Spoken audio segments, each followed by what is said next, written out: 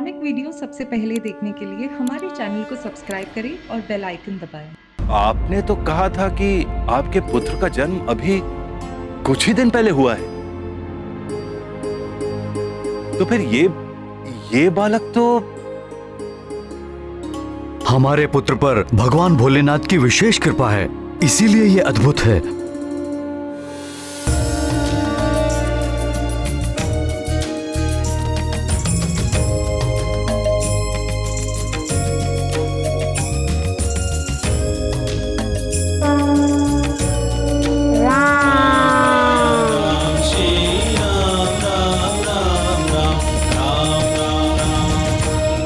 जो ब्रह्मांड के कण कण में रम रहा, उस परम तत्व अर्थात हमारे स्वामी का एक नाम ये भी है, राम।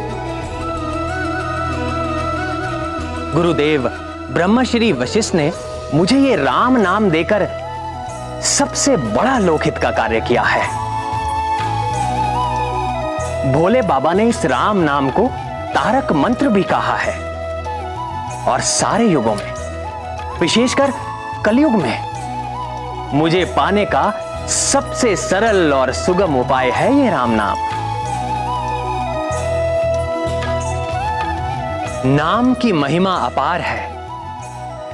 एक और प्रिय हनुमान राम नाम में मग्न होकर समाधिस्थ हो गए और दूसरी ओर वाली अपने ही दिए हुए नाम मरकट से ऐसा चिपका कि दिन रात उसी के चिंतन में रहने लगा।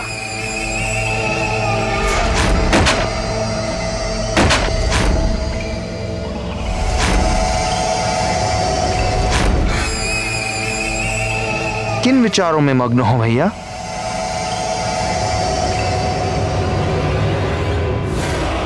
इतने छोटे शिशु में कैसा अपार बल है, कहां से पा गया इतना बल? स्मरण कीजिए, कैसे उस दिन वो उस भारी गदा को उठाकर पुष्प के समान उछाल रहा था।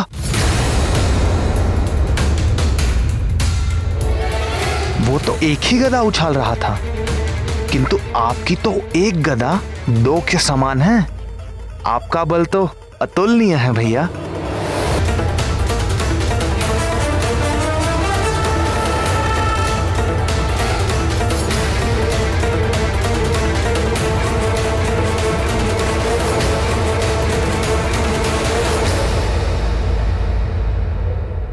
पर फिर भी ना भैया, मुझे लगता है हमें वापस सोच विचार कर वापस कोई योजना बनानी चाहिए।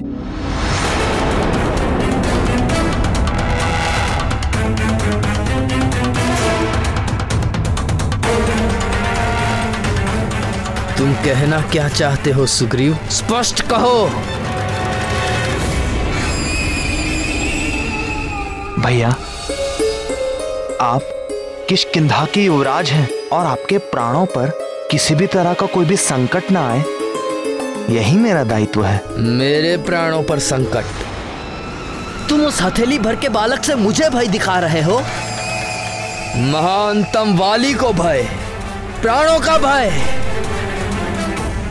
भैया, मेरे बात की आत्मा पर ध्यान दीजिए। हमें अपने शत्रु को अच्छी तरह से जानकर उनके बल को और परख कर फिर आक्रमण करना चाहिए। मैं तो केवल इतना ही कह रहा हूं।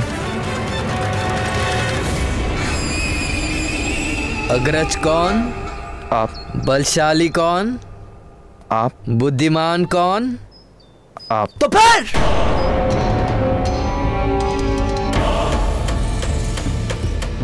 मैं महानतम बहुत अच्छी तरह जानता हूं कि किसी भी शत्रु को दुर्बल नहीं समझना चाहिए।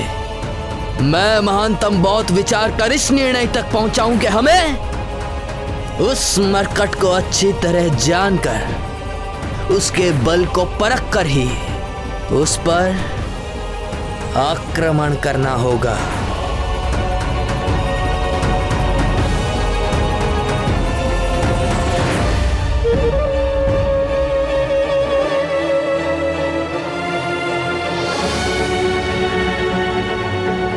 कितना अद्भुत संयोग है वाली भैया। आप आखिर वही निर्णय पर आए जिसकी ओर मैं संकेत कर रहा था। और जब हम कंचनाप को और जानेंगे, निश्चित वाली भैया आप भी उसकी मोहिनी मुस्कान की जाल में पड़ ही जाएंगे और आपका हृदय भी द्वेष से दहकने से विपरीत प्रेम से छलकने लगेगा।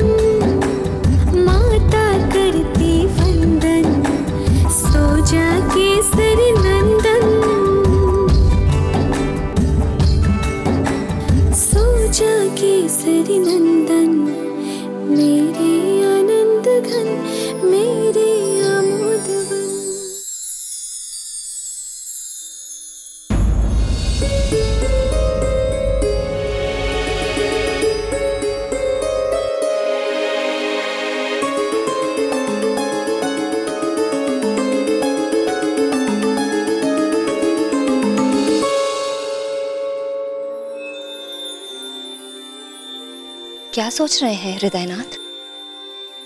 अपने पुत्र के बारे में सोच रहा था।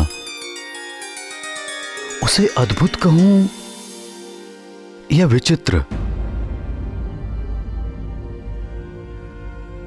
हाँ, देखिए ना, हमारा पुत्र अभी कुछ ही दिनों का है, किंतु आकार, बल और बुद्धि 5 वर्ष के बालक जैसी हो गई है।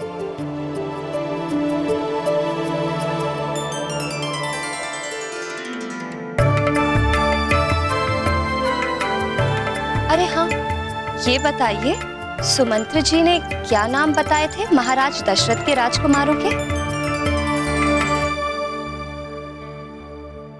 सबसे छोटे शत्रुघ्न, फिर लक्ष्मण, फिर भरत, और सबसे बड़े पुत्र का नाम राम। राम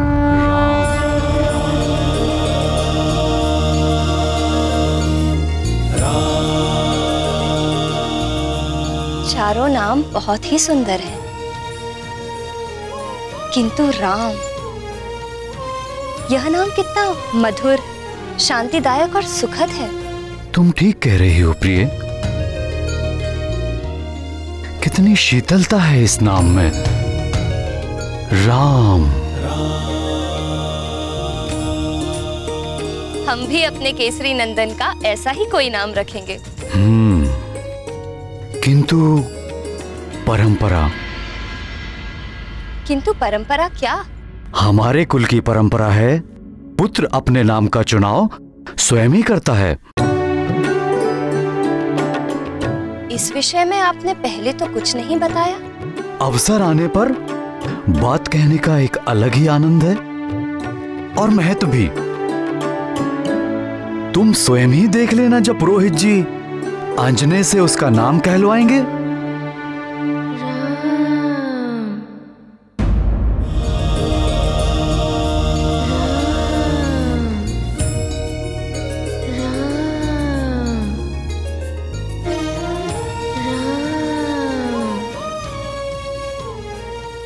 प्राणवल्लभ, क्या आपको भी यह सुर सुनाई दे रहा है? हाँ, कोई राम नाम का जाप कर रहा है।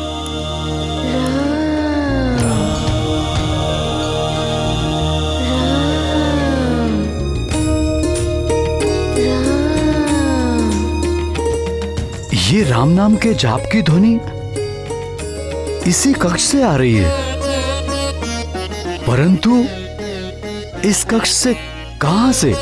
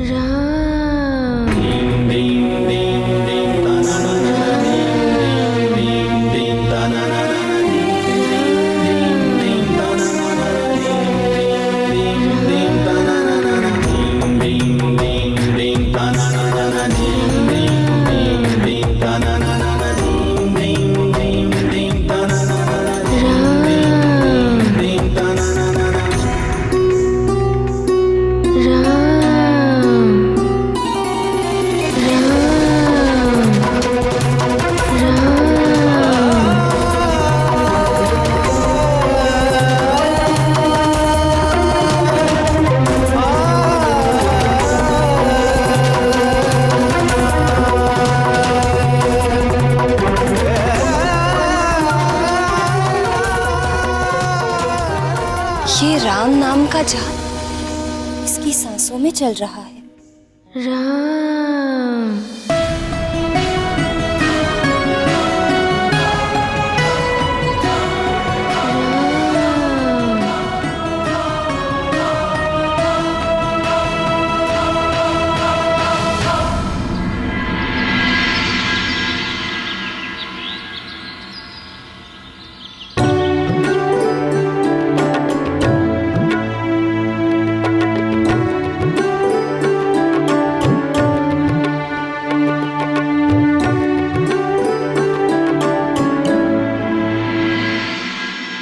किस विचार में डूबे हैं आर्यपुत्र? क्या हुआ? कुछ नहीं, बस अपने पुत्र अंजने के बारे में सोच रहा था। ये तो हम समझ ही चुके हैं कि कृपानिधि भगवान भोलेनाथ की विशेष कृपा है इस पर, किंतु ये जो राम नाम हमारे पुत्र के हृदय में रच बस गया है, उसका क्या संबंध है हमारे पुत्र के साथ?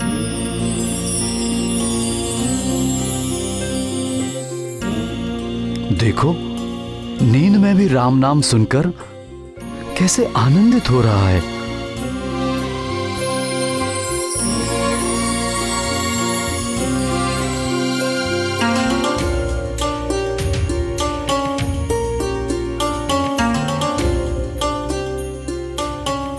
हमारे पुत्र के नित्य नए चमत्कार से मैं भी अचंभित हूँ।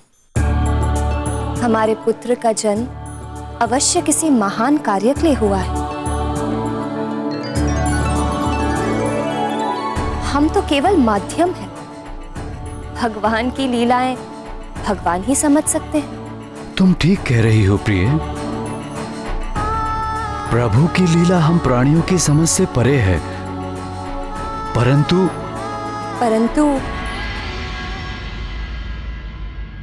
क्षमा कीजिए आर्यपुत्र, आप पिता पुत्र के चक्कर में मेरी पूजा में विलंब हो गया। हाँ, देखो ना, बातों बातों में समय का पता भी नहीं चला। मैं भी चलता हूं।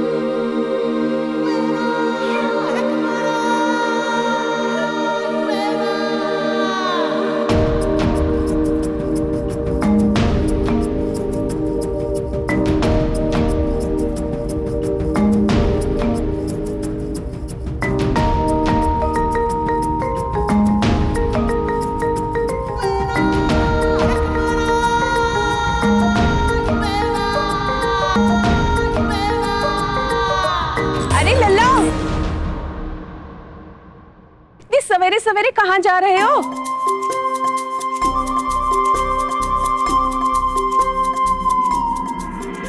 अरे अरे रुक जाइए लल्ला, अरे रुक जाइए। सर्व जगत ईश्वरो वंद मोक्षयोः तं त्वां रचन्ति कुशलाः प्रपन्नार्तिहरम्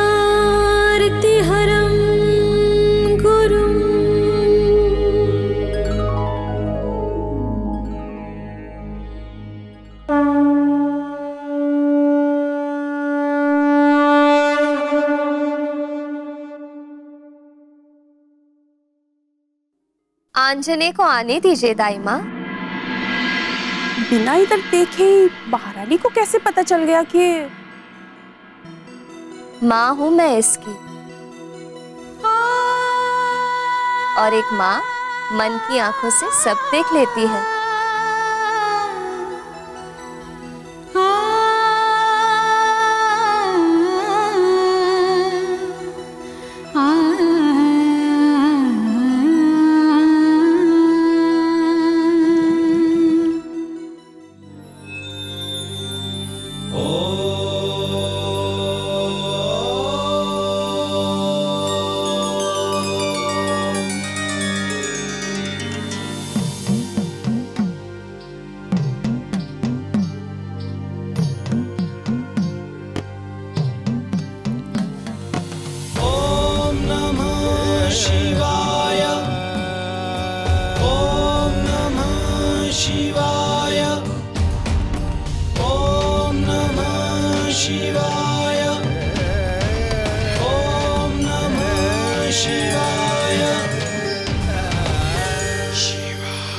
नहीं नहीं नहीं,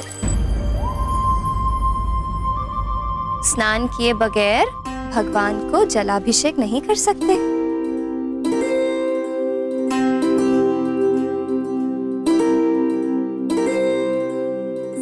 क्यों माँ?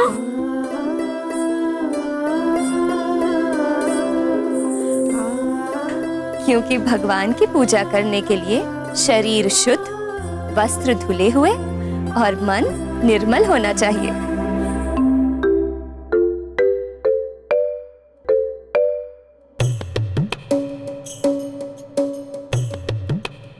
बच्चों का मन सदैव ही निर्मल होता है, चाहे वो कितने ही नटखट क्यों ना हो।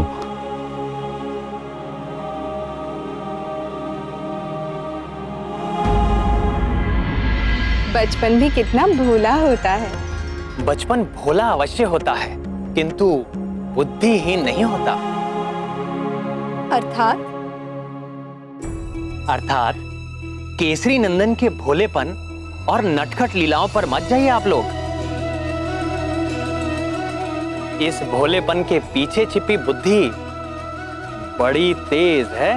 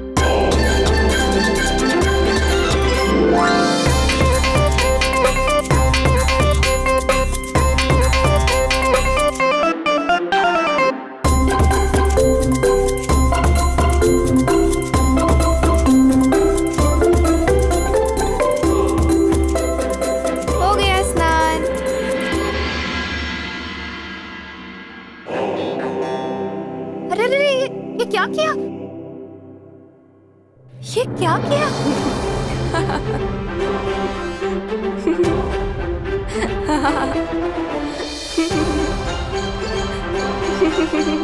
क्या किया?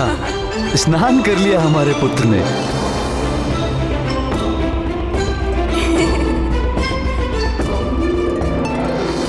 माँ लोटा दो ना, जल अभिषेक करना है। दो ना माँ।